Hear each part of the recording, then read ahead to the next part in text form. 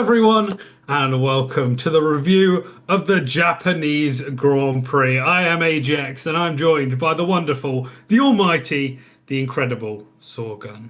Oh, hello. Hi, hello.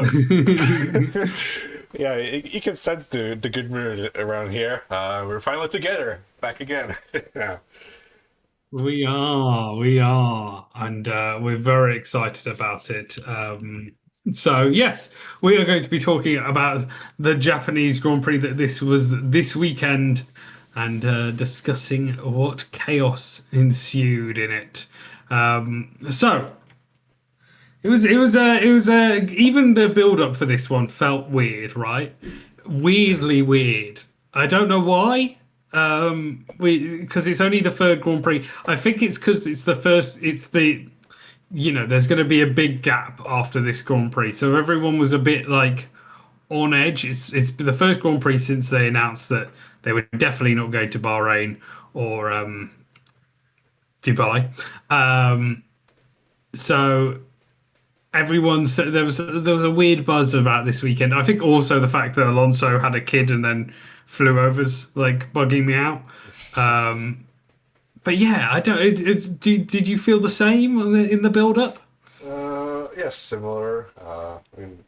We knew that we wouldn't get the Middle Eastern races for a while. It's just that the confirmation came pretty late, considering they're meant to be the next two races after Japan, right? Uh, so yeah, we went to Yes. Japan knowing that we will not have a race for the next almost 5 weeks, pretty much, because it's the 1st of April today. They were at the time of recording, and next race is like the 4th of May, if I remember correctly. So the first week of May, essentially. Yes. Yeah. It is. Yeah. You're completely right. So what this means is let's like more than a month of no F1. It's literally another break, like we had last year. Remember the summer break and then the like autumn break that we had. Now it's Yeah. the spring break. These breaks keep going Yeah. back. It's the spring break, and then even then we have like 3 weeks off after after, um after Miami, the right? next race, right? I'm pretty Yes, sure. Yeah. It's Miami and then 3 weeks off, and then is it Canada? yes, And Canada at the also end of the May.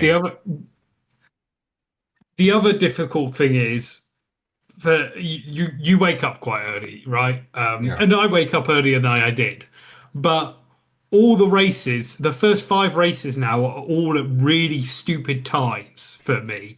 As a European, right? They're at the correct times. I'm not saying anything bad. Um, as in, it's the Australia was obviously incredibly early in the morning. China was a fairly decent time, but still a bit too early for me. Just a bit. I shouldn't complain too much. I did watch the second half of that race. Japan was too early, and then both Miami, I can't call it the USA Grand Prix, but both Miami and Canada are going to be very late, and I have work the next morning. So we just it feels like the only race that I'll be able to properly watch in full is Monaco, and does that count as a race? So yeah, it's a weird start to the season, at least for me, a European on normal sleep schedule. And I should say a Western European as well, because I feel like the times aren't too difficult for very far East European. So yeah, it's one of those things, right? It's definitely tricky. But obviously, I prefer F1 being in the time zones of the country they're in, I should say. Um, But it's a bit of a to lose those short Grand Prix that would have been at a normal time is a bit of a whiplash. yeah. I mean, I like the variety. Some races are in the evening, some in the morning. Most of them during the day, but yeah, we just had all the early races, well, most of them, and then yeah, the very next race in Miami is like very late. It's oh, it's 10 p.m. my time, 9 p.m. yours, right? Essentially, when the race ends on Sunday, I'll go to sleep and wake up in 4 hours after that. That's assuming I instantly fall asleep, which normally doesn't happen. Uh, I'll get Yeah. at best 4 hours of sleep that night. It's not ideal for Europeans, like I said. I think we'll manage somehow. Uh, it's the tax of being big F1 fans. Yeah, still over a month away, and Yes. after that it's Canada again. So yeah, uh, long future ahead. Technically, Canada is like 2 months away, and that's in two races. That's just such a crazy gap. Um, now that the Yeah. season's Yeah. started, Exactly. the season just started. Like it's starting to like heat up a little bit with the battles, the title fight, and so on. And now we're getting this break that, yeah, like, what are we meant to do it for weeks without F1? Uh, it's a shame that I haven't managed to get a replacement, but it also would have been like very difficult in terms of logistics and so on. Uh, but I think like a double race, perhaps in Japan or even in Miami could have happened. Like, yeah, or maybe I'm just speculating. Anyways, back to Japan. That's the race you were doing, right? Uh, the race at Suzuka and the first race in the new Rex on Suzuka, which was a circuit that was famous for great like qualifying, right? Like the laps here are great to watch the drivers around the track. The drivers love it. The racing wasn't really great here around here like for a long time. I don't remember when was the last time we had a good racing here, but these new wrecks seem to spice up every single track at this point. Like we've got Australia, China, and Japan, all with much improved number of overtakes. Not necessarily the quality of them, Yes. but it's better to watch these kind of overtakes than DRS trains for 50 laps or so. I definitely prefer this, even though it's very artificial, like everyone said. I like it. I like these, especially the start of the races. Right, they're so exciting. Like you can have a driver start in P4 and Yes. lead into turn one. It's absolutely Yeah. crazy. It's So the person that started first place literally is in sixth at yeah, exactly. the Like end of the first lap. You know, that's there's definitely a lot of fun in the starts. It reminds me a lot of you know, when Fernando Alonso were getting those rocket ship starts in the Ferrari when the Pirellis first came in. yeah, Very much reminds me of that. And yeah, it's been a lot of fun, right? There's a lot of chaos at the front, and it was interesting this weekend to have McLaren. You know, obviously they didn't start in China, and only one of them started in Australia, and they weren't really up front. They seemed a lot more on it this weekend, so we did have literally six cars battling, which was interesting. You know, it's a lot more fun in general. yeah. We saw McLaren especially being much quicker than the previous two races. A lot closer to Ferraris and Yeah. Mercedes. Back in the pack with Ferrari. Still, Mercedes had some edge, especially in Q3. They just always just somehow get a lot of seconds on their field. Maybe not seconds, but tenths of a second, right? Uh, some kind of a new party mode or whatever Lewis called it. Uh, I think Mercedes are holding up quite a bit. I feel like they could potentially make the gap even larger if they would want to, but if they would do so, it would probably trigger some things with the engine development. You know, the FIF. I have no idea how it's called, but probably heard of it. That whenever the engine manufacturers are too far behind, they're get like extra development time or something. Uh, so they essentially don't want to trigger this and want to keep the other teams close, but not close enough. So far it kind of works. I mean, they've won 3 out of 3 races, but the races aren't that straightforward. Like in Australia, we could have seen Ferrari win.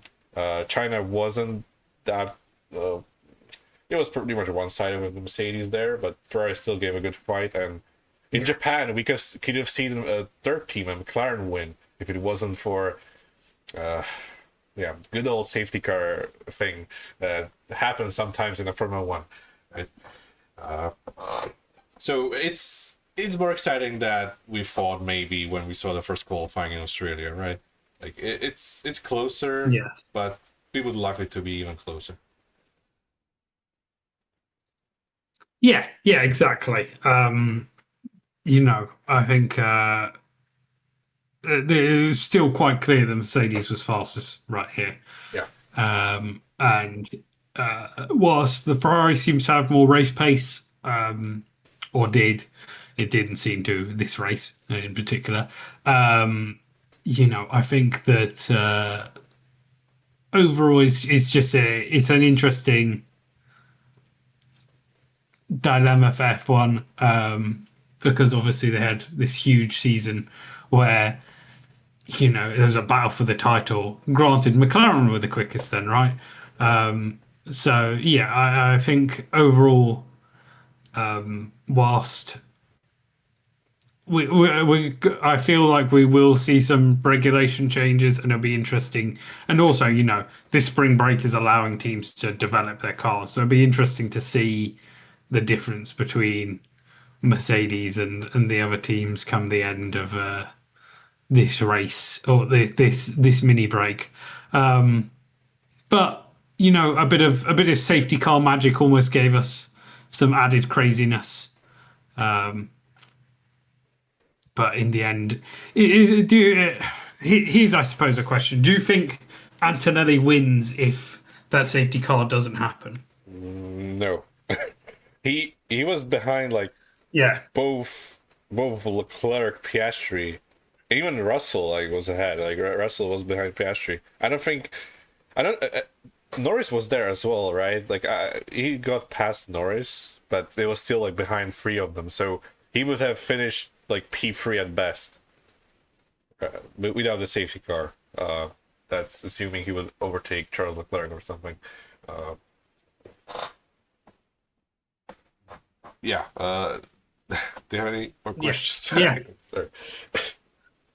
I completely agree. Right, I think this is something I've been thinking about as well, because everyone, there's this sort of angry George Russell going about. Um, is is Antonelli going to mount a challenge for this championship? And yeah, there's potential there, right? But he has got very lucky this race. That's not to take away from his achievement. I could never do what he does. But that safety car has saved up what was a poor start, and potentially could have been a very, very difficult race for him overall. So yeah, I'm yeah.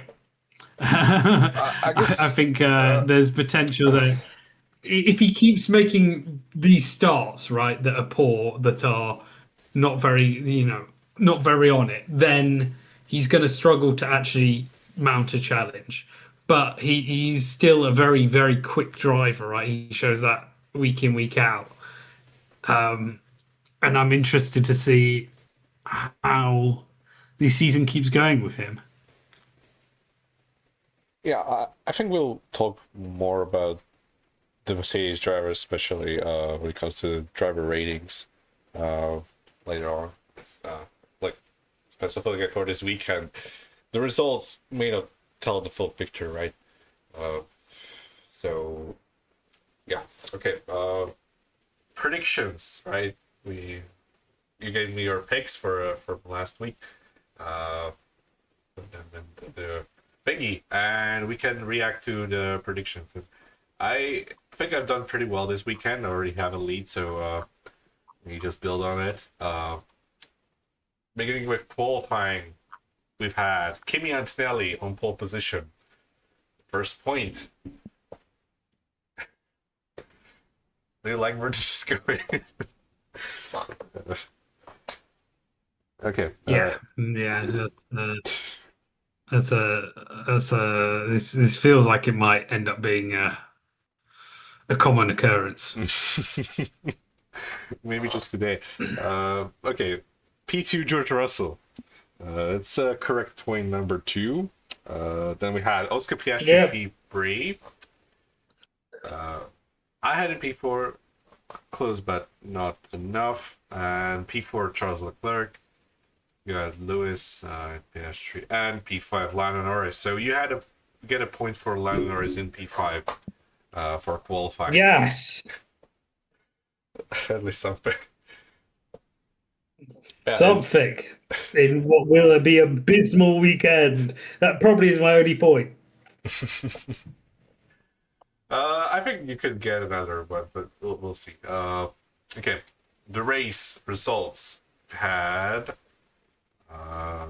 Kimi Antonelli winning the Japanese Grand Prix. So we both had Russell to win.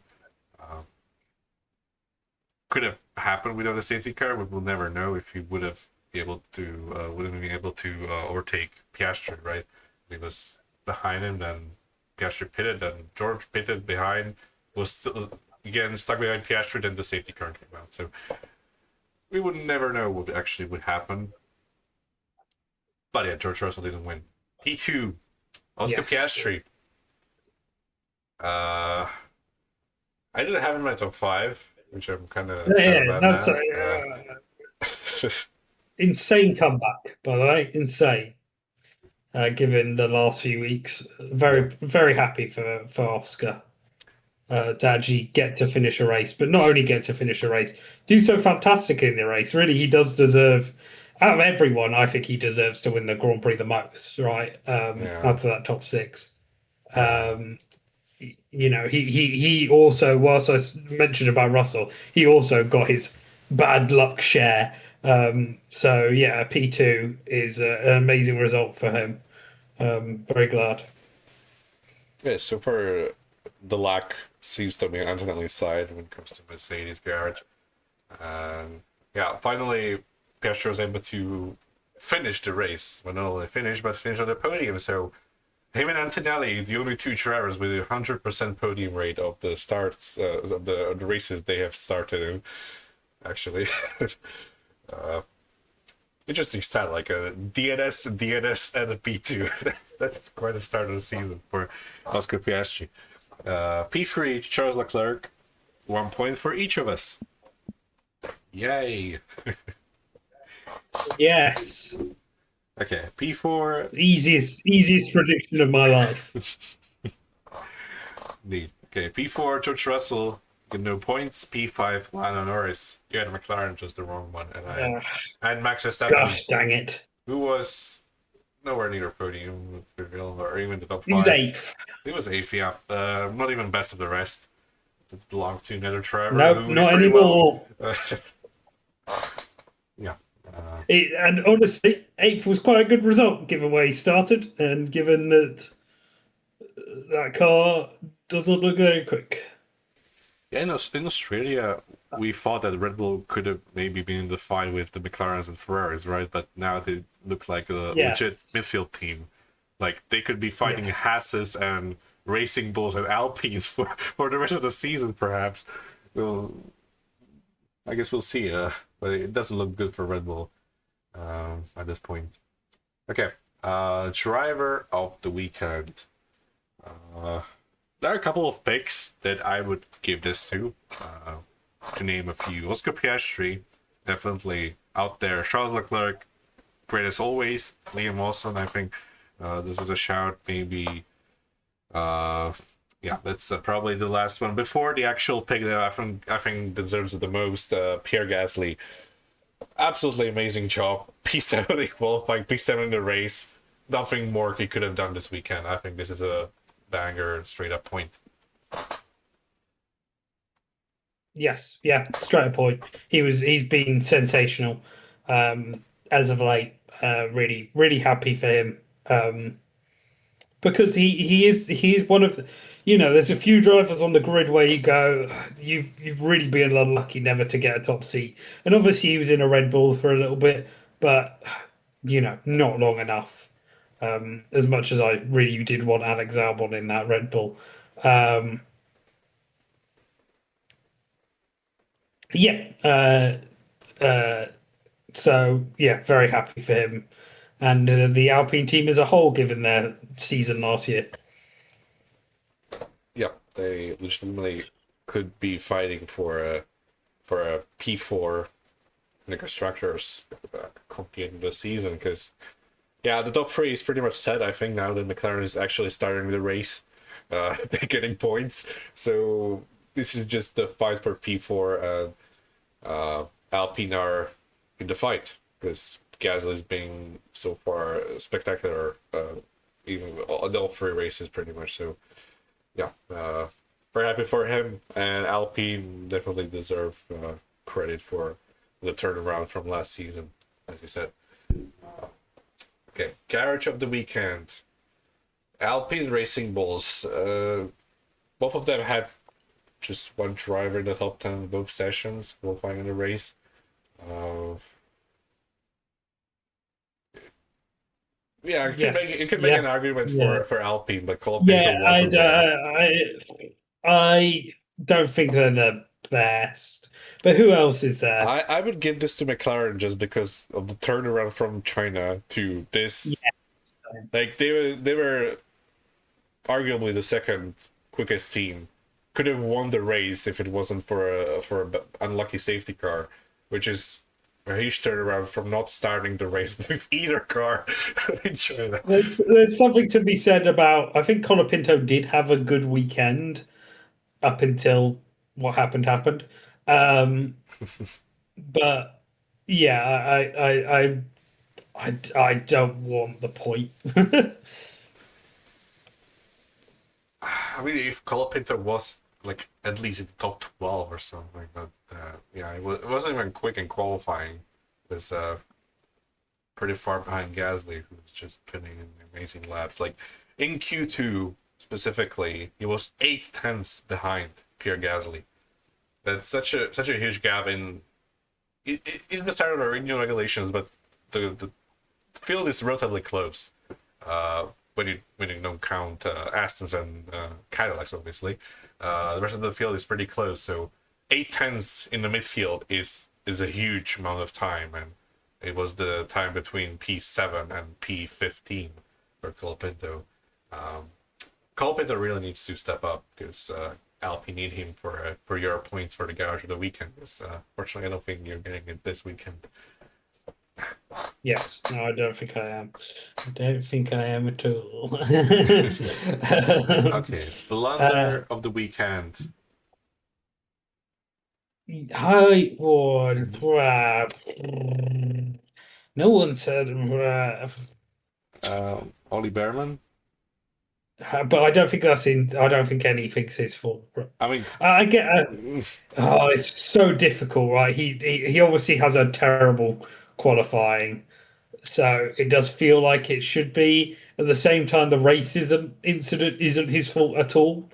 Um, and obviously he's been in a bad crash, which is never good. Um, but yeah, I don't think there's anyone else, is there?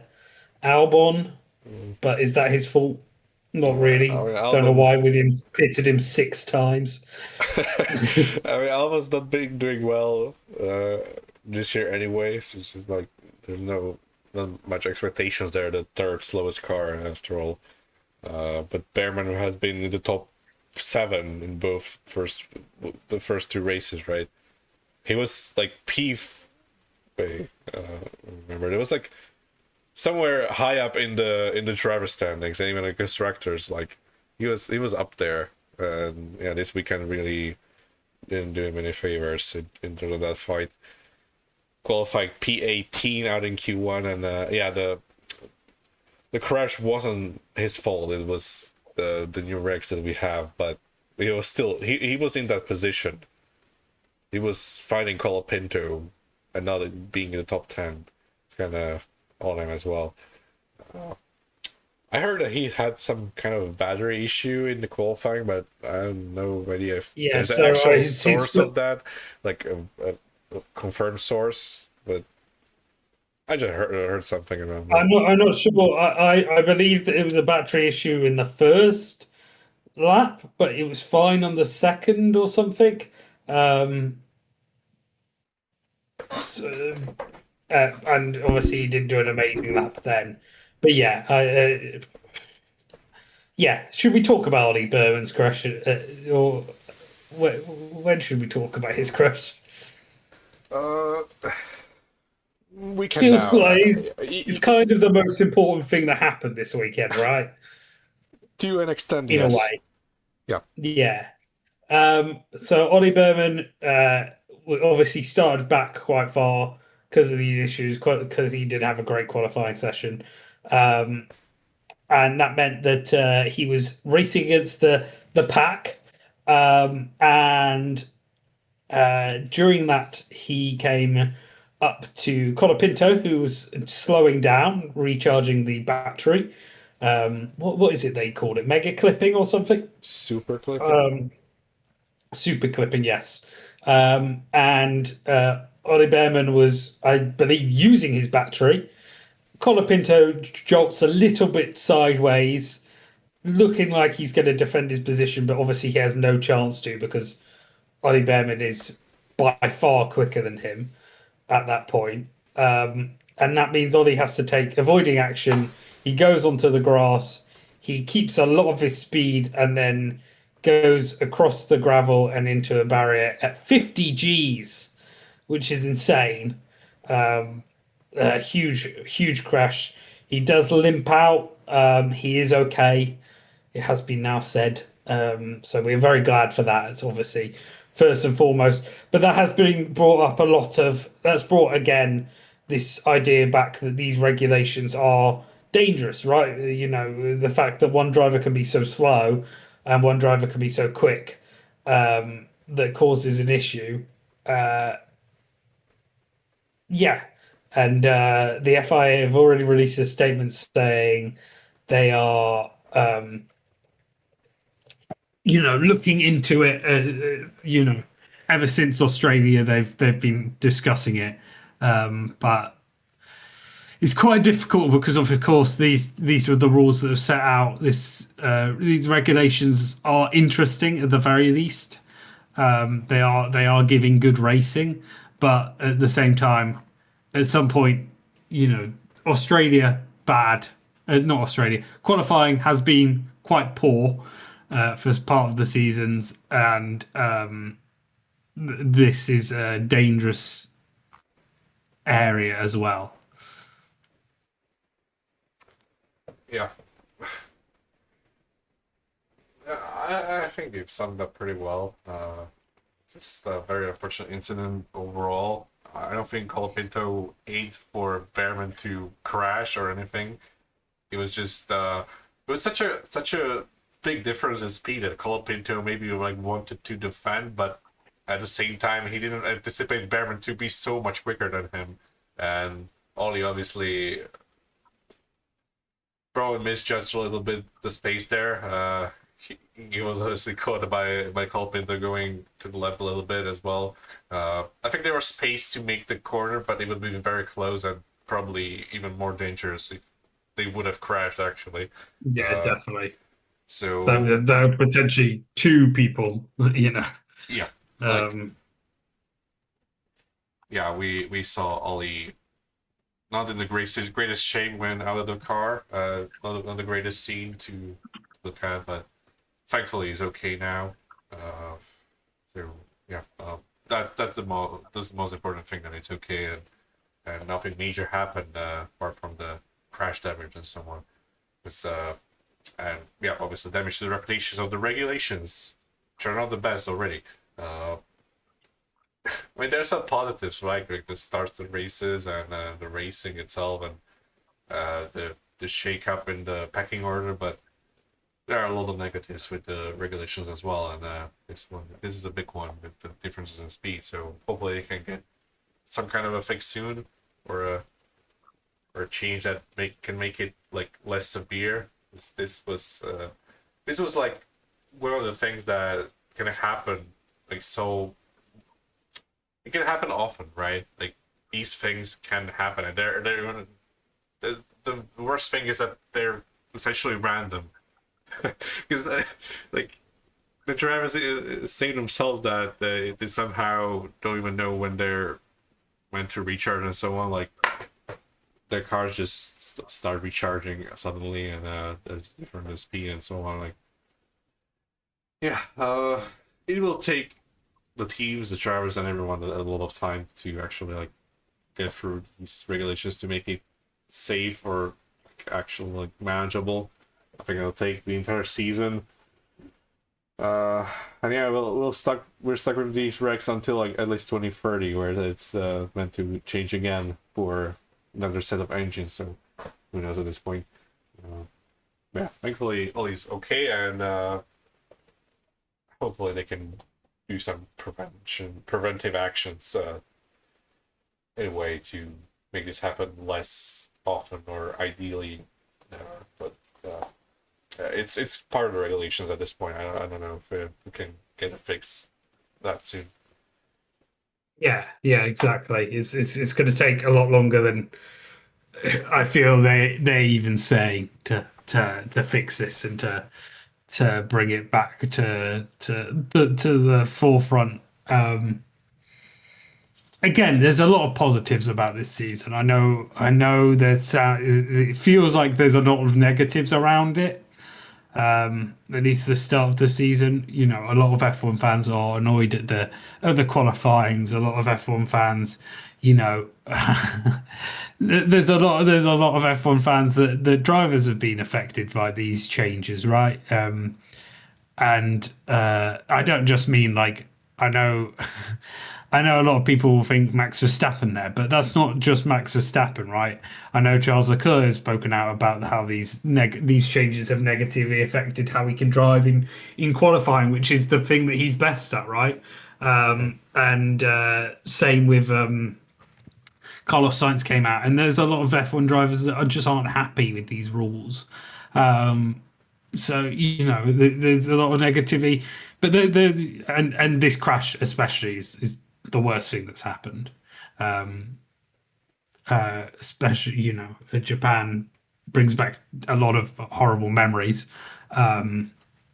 So I think the important thing is to make it safer beyond anything, right? Even if that takes away some of the entertainment, obviously not all the entertainment. But as long as we want these drivers to be okay, first and foremost. And yeah, even beyond like what's safety equipment, so on and so forth. Is it gonna be given? You know, this is just the stuff that needs to be dealt with. Yes, yes. Hopefully as soon as possible. It will take time. That's it's kind of the Yeah, reality we have to accept at this point. Yeah, going back to the blunder of the weekend, I guess we can give it to Oli Behrman, potentially Cole Pinto, or even like Albon, but there's no like clear cut pick. yeah, And yeah. I think this so. this Um, Oli's weekend had some things out of his control, and yeah. When it comes to our pick, Santinelli obviously won the race, even though it was pretty lucky. He still was there to capitalize on the safety car. And Lando Norris, I mean, he was beaten by Piastri pretty convincingly this weekend, but it wasn't like he was out of nowhere. It was like in that fight with Lewis and George at some point. So he was there, just not as good as his teammate. I think there's more Piastri doing well than Norris doing bad. So in this case, yes, I think his and Max Verstappen's interviews got a big shout out. But yeah, I don't think I think Norris did pretty solidly this race. I dare say it's probably, to be fair, he did really solidly in China. He just didn't start the race. But in the sprint qualifying, he was good. So I think this is probably his best race. It's just a little bit overshadowed by his teammates' performance overall. Yeah. Okay. Ferrari of the weekend. Okay. This is quite a few picks. And our two picks are probably the best picks for this one. Do you agree? Yeah, I think so. I'd say Williams deserved to be up there as well. Again, Um, what was happening with Alex? Why have they pitted him 6 times? Also, I think a lot of Williams fans, at least online, got very annoyed at the idea that Max, not Max, annoyed at the idea that Albon came out afterwards and was like, this is what's happened. I keep being told that my driving style's the problem. Um, so yeah, it's. I think Alex Albon has really had a rough weekend with his with Williams, which is difficult to see given how long he's been at that project. And obviously that project this year was meant to be a huge year for him and Sainz. And as drivers, they both really deserve a car that can perform up there. Because they are an incredible team and two drivers. So yeah, it's been a really difficult start of the season anyway for Williams. So I would shout them as well. yeah. I'd like to point out also Ocon did get ninth, which isn't too bad. 10th actually. 10th. I'll give it you then. I'll give it you. And yeah, Max got 8th, which is not that bad either. No, it's not bad, but we're talking about Max Verstappen here. Come on. And Esteban Ocon, I mean, okay. Okay, look, both midfield teams, right? With obviously Red Bull having more expectations on them, but Haas were in the like P4 in the constructors before this. Were they ahead of McLaren, or maybe they're close? I mean, it's just yeah, those two are like the top two midfield teams coming into this weekend, and both of them did pretty badly. All things considered, Alpine and even Racing Bulls were definitely more impressive. Even Audi was at times there, even though they lacked the pace compared to the rest of the midfield. Williams, I think Williams are the third slowest team, like pretty convincingly at this point. Like there's a gap behind them and in front of them. Like they're in kind of a no man's land in there, and until they, well, well, that's what I mean, right? They're the third slowest team, and somehow they're somehow Albon's coming last.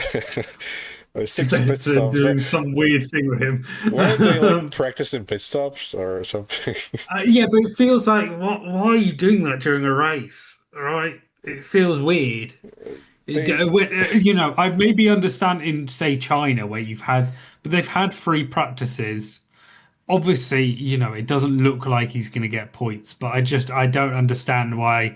And also, then, as drivers, is it going to aggravate you that the other driver isn't having the same happen, right? Also, just rubber, just cost effectiveness, right? For pure rubber, it is not cost effective to keep changing your tires. Yeah. Who would you give this to? Which team? Well, Ferrari of the weekend. I think you're right. I think we both deserve points. I'm happy with that. Okay, we can agree that I There's think no there's clear three pick. teams that deserve it. Yeah. Yeah. Okay, so 3 and 5 so far. Okay. Keeps it nice and close, huh? Fastest lap, Kimi Antonelli. That's another point. Yeah. God damn it. Demolition Award. This goes probably to the biggest crash of the weekend, which was with Colapinto involved, but uh, was definitely only no, I'll better. give you the point. What? I don't think I'll give you the point for this because I think it was more so. I think it was more so Colapinto's fault than Ollie's. Okay, you're giving me a point. Am I Yeah, hearing no, this right? I think you deserve the point for demolition. I've obviously Ollie Behrman is the one that crashed, but I think if I was to point the blame at one of the drivers, which it's not really one of their fault, it's more so how the sports regulations are. But I do think Colapinto is, compared to Ollie Behrman, by far the more responsible for the crash. Okay, I'm not gonna like try to convince you otherwise. I'm gonna take the point because yeah, I mean you got a pretty good point there. Yeah. Okay, 7-3. Demolition Award, and it's the family boat prediction. Piastri to not start the race again. He did start, and he did start pretty well. He got the Sadly. first by turn one. Yeah, that's Big it. up Zach for that. He will return with another prediction because he didn't Yeah. get the intro he deserved. But yeah, quick prediction because I was in London, so I was grateful for him. Oh yeah, it's his first Grand Prix start of the year, and he was leading by turn one. Yeah, pretty mental. Pretty good benchmark for the future. Bearman podium. This ended up being his worst weekend so the season, of course. Yeah. Yeah, it may happen during the season. He's got the P7 and the P5. I have no doubt that he could get at a podium this season with the Haas if all stars align in a certain crazy race. Something. Um, yeah, not this time. Actual prediction from AJX aside, Mercedes front wing to come off in a crash. It was very specific, but I don't think it happened. It's Can because correct they me. had that fancy front wing, the like lion face. Yeah. So I was just imagining they've done this incredibly exciting thing, and it just one of them like it loses it, and obviously they'll have spares, but it would have been funny. Yeah. I mean, I don't think this happened, but if you think, or if you actually can prove it happened, you can No, easily no, let me that did know. not happen. Okay, good. Audi I double point. Sorry. also meant fully off, right? I didn't mean just a chip. I meant fully off. Yeah. Okay. Audi double points. They've been very quick in qualifying. It almost looked like they could be like both into Q3, but Hulkenberg ended up being slow in qualifying. It's sometimes is the case. He's kind of old now. They still got it in him sometimes. And yeah, in the race, their race pace of the Audi was horrible, to say the least. They they profited from the safety car, but they still ended up being like P11 and P13 barely because they're almost going overtaken again. Uh, they were trying their best, but Audi wasn't quick during the race, so yeah, no double points there. Has to finish P6 and P7. Yeah, they ended up having their worst weekend of the season so far. But Ocon scored points, finally. But didn't he score points in China? Or wait, no, he spun. Ocon did, yeah. This is his first point of the season, right? Ocon. Is it? I swear he had points in China. Okay, let me see. He has 1 point in the standing, so that has to be Oh, okay, P10. fair enough. My bad.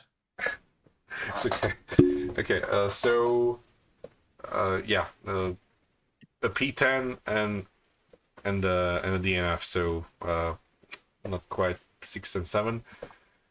I have no idea why you picked those specifically, those two positions, but I'll like to imagine it was just a coincidence. uh, and yeah, Williams double points, not even close. This was, I think, there was a good extra operation, right, for the Williams double points because they're pretty Yeah, I liked it. I abysmal. liked it. Uh, I'd like to point out it was not a coincidence. I did not. I did not want to hurt that. Okay. Okay, that's for the predictions. We come after Japan with a 6 point difference, 18-12 for Sahwgunn. Uh, pretty good, pretty big gap after 3 races, don't you think?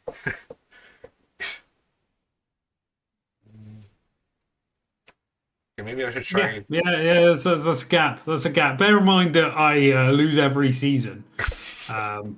You were You very know, close one you season. did only gain 1 point, so I'll take that, I suppose. Well, we drew one season. Yeah, that's true.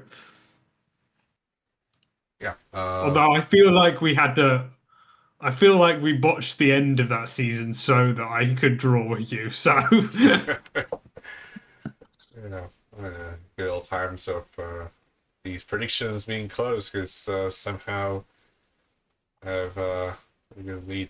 Honestly, I'll whenever I have a lead, I'll try to get like more bold. But whenever I do that, I somehow get the points right. And anyway, it's yeah. This predictions thing works in different different ways sometimes. Wow. Still wide open, right? It's 20. Well, not 20 per 1 races because it's -2. So 19 races to go. Potentially, if we don't lose Qatar and Abu Dhabi later on this year. So quite wide open. And in terms of championships, maybe this is the year. This is the Rosberg 2016 moment. I get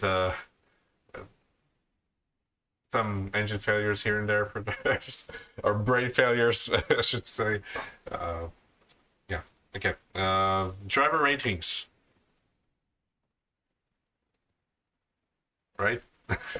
yes, driver rating. Sorry, I forget we do this section now. Yes. I've only done it once. Right. Can you go first? Sure. Okay. I'll handle the Cadillacs first because that's pretty one-sided. Perez is much better than Bottas. I'll give it Perez a 7.5 and Bottas a 4. No, I think you do 0.5s. I'm giving Bottas a 5. He did get screwed over by the safety car restart being whilst he was miles back. That was a weird decision by the FIA.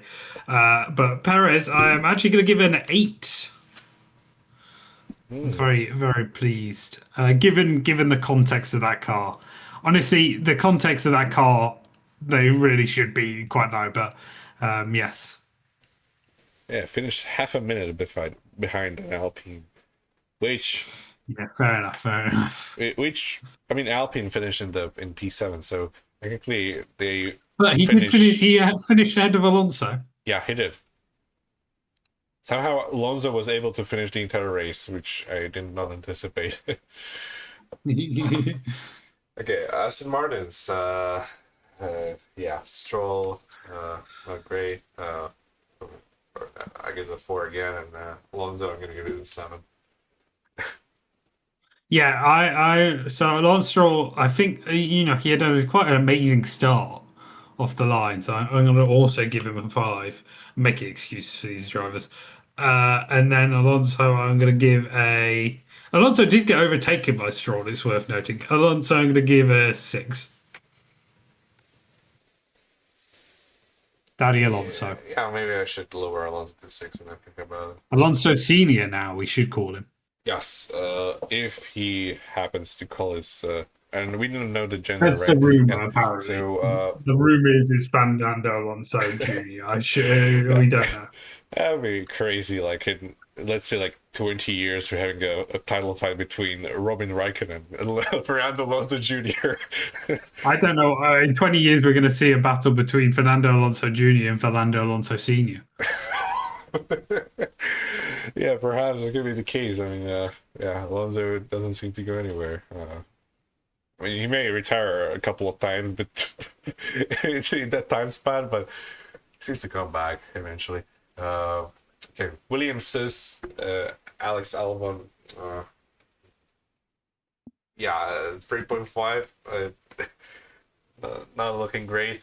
Science, I Yeah. guess, a 6.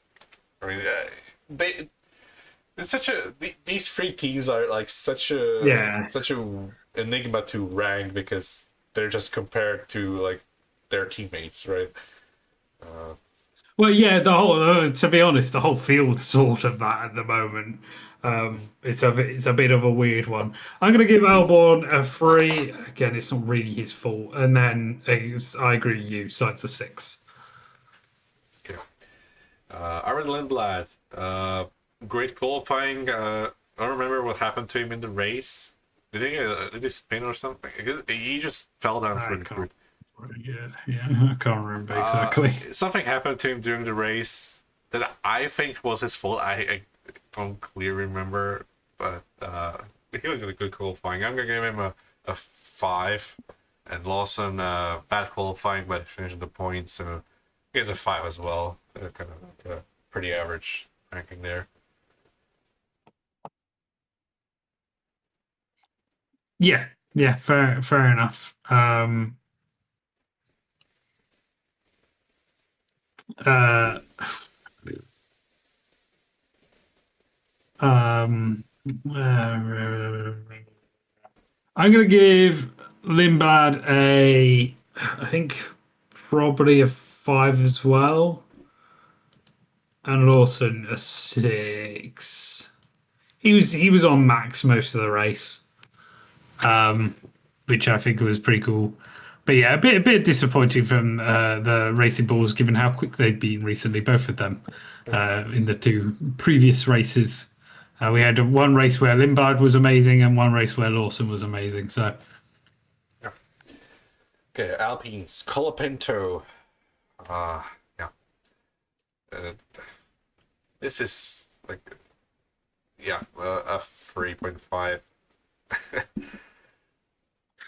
yeah, Yeah, yeah, fair enough. it wasn't great in at any point during this weekend. And Gasly, I guess, gets there's a 10, like P7 qualifying in a race. Yeah, Pretty convincingly best of the rest. I'm going to give Colapinto a 3 and Gasly a 10 as well. Yeah, very good performance from Gasly. The Audis, Hulkenberg, not great qualifying in the race. Finished ahead of Bortoleto, so it's a a They have plus. But such bad starts, the Audis. yeah, like especially Hulkenberg has a really bad starts for some reason. And the race pace of the Audi doesn't look great. I mean, P11 was still decent, even though it was helped by the safety car. I'm gonna give Hulkenberg a 5 and Bortoleto a 5.5. Yes. Yes. Yeah. Uh, okay.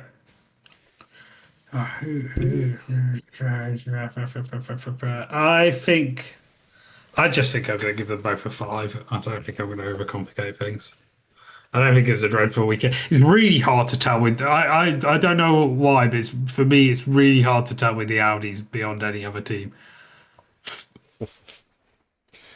Yeah, they sometimes they look like the fourth quickest car, and sometimes they are near Williams's. So it's a weird car that is Audi. Yeah, Haas, Haas. Okay, I will give Ocon a 6. I mean, not the greatest qualifying at P12, but his teammate was in P18, so okay, I guess I'll give him a 7. And Ollie Behrman, yeah, bad qualifying and the race. and as it did, I was like, I have to give him a 2. I don't Uh, know how could I give him more points. I'm going to give Ollie a 3 and Ocon a 6. I know you say, how can I give him more points? I feel like without the crash, there was potential to get top 10 there. And again, I don't Uh, blame him on the crash. I don't I don't remember the strategy he was on, but when he was passing Colapinto ended up finishing like P15. Pinto had pit early. Uh, yeah, I get you. I'm backing myself. Okay, fair enough. Uh, Isaac Hajar out-qualified Maximilian Verstappen He for the did. second He time this did. season. So it's 2-1 for Hajar in qualifying head-to-head. Technically, technically, obviously, the last time was he is technically 2-1, but this one it was pure speed, right? Yeah. The last one, Max had crashed. This is quite impressive, but not impressive in the race. So I'll let you rate. Yeah, Hajar seems to have really bad starts for some reason. Also, Max It's weird. does it. Yeah, They're both Red Bulls. they Like, swapped. They swapped this race. yeah, it looks like Hajar just let Max through, and then Max was just pushing me off the track. It was a weird sequence that of the Red Bull switch, but it was obvious that Max was the quicker driver during the race, so it was no brainer to let Max through. Ended up finishing P8. Hajar outside the points. Yeah, I'm gonna give it Hajar a 6 because out qualifying Max Verstappen definitely gives you a lot of points, and finishing P12. I mean, it's not that bad considering how quick the Red Bull is, or how slow the Red Bull is, should I rather say. And Max gets a 7. Nice, nice. Okay.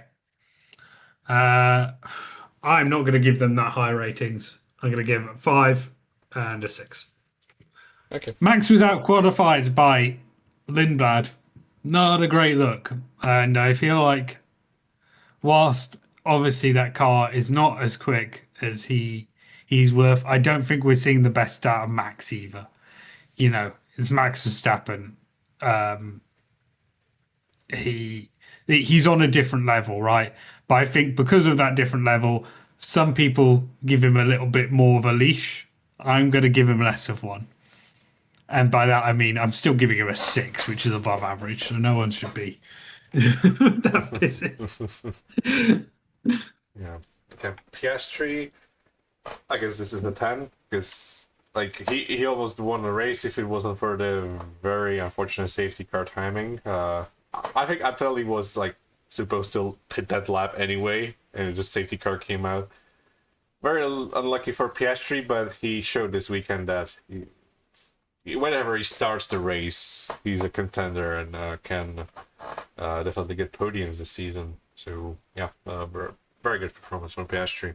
Lando, on the other hand, he was okay, solid, just not really on his teammates level. I'm gonna give Norris a 7. Okay. Yeah, fair enough. I'm going to give Piastri, you know what? You probably are right, a 10. And Norris an 8. He probably deserved to win Piastri, didn't he? So I think out of all the top drivers, I think he deserved the most. So Okay, Lewis Hamilton, yes sir. Not as good as in China, but was a decent weekend still. He was not looking that great in the race compared to his teammate, but still solid. Similar to Lando compared to Piastri, but I feel like Lando was closer to Piastri somewhat. I'll give Lewis a 6.5. I know you don't like decimals, but sorry. And Charles a 9.5. not quite 10. I feel like he left a little bit on the table, especially in qualifying. He was actually slower in Q3 than in Q2 uh, by a ton. Yeah, So yeah. I feel like he could have. You mean Q2, then in Q3, don't you? Like, imagine Charles would actually put up a good lap in Q3, qualify like P3, potentially P2. He would have a lap led after the lap one, and the race could have been much different for him. So I feel like, yeah, this is the 0.5 that I feel like he left something on the table a little bit. I feel like it came out that Hamilton was having issues, right? Otherwise I'd be a bit more harsh on him. But I believe something was said afterwards about him having issues with the car, or energy storage. Because otherwise he did actually get an advantageous safety car happen that he should have took more out of. So I'm gonna give him a I'm gonna give him a 5, and Leclerc I'm gonna give a 8. Okay. Kimi Antonelli, pole position in a dominant fashion. The race start Yes. was absolutely terrible, but he ended up winning thanks to a lucky safety car. Yeah, the car, whenever it's clean air in the first place, it's very difficult to not be that quick with it, as we saw in the previous races. So, still a solid job from Antonelli. I'm gonna give him a 7. Uh, and yeah, George Russell, very unlucky, but it looked slower than his teammate. Through the weekend, obviously, to have that much of a bad start, was in contention for the win until the safety car happened. So I'm gonna still give him a lower rating than Antonelli. I'm gonna give him a 6. Okay. Yeah. I'm gonna give.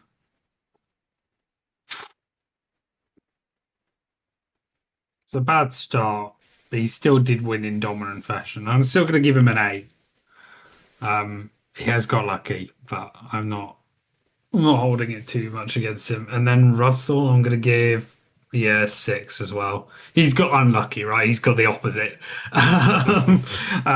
Whereas even in if it was just the race and there was, but a lot of people already hyping it up as a championship, so on and so forth. If it was just the race, then it's difficult. But yeah, We now have the youngest leader of the World Championship, the Drivers' World Championship in history of F1, finally overtaking George Russell for the lead of the Drivers' Championship. So looks like we could have a title fight on our hands between the Mercedes at least. Who knows if we can catch up eventually throughout the season with development, especially with these breaks that we're having for some reason. It's gonna give the teams a lot of time to work on their cars and engines. So you can see some very interesting things to happen in the future. So yeah, very excited for the rest of the season whenever it comes back after this very very long month break. But it's been a lot of fun. So yeah, do you have any last thoughts, AJX? subscribe everyone. Valid, absolutely valid, and yeah, do as your king says, and yeah, we'll see you next time. Peace.